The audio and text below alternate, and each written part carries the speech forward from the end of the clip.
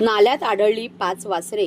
शहरातील गजबजलेल्या मानपाडा भागात एका नाल्यामध्ये आज रात्री उशिरा गायींच्या 5 वासरांचे मृतदेह आढळून आले।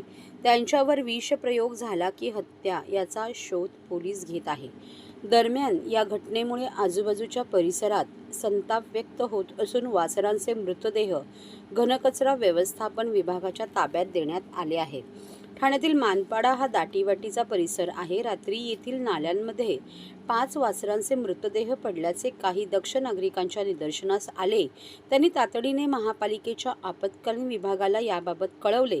त्यानंतर पालिकेचे पथक, पोलीस आणि पशुवैद्यकीय अधिकारी यांचे पथक घटनास्थळी दाखल झाले व जेसीबीच्या सहाय्याने सर्व मृतदेह बाहेर काढले।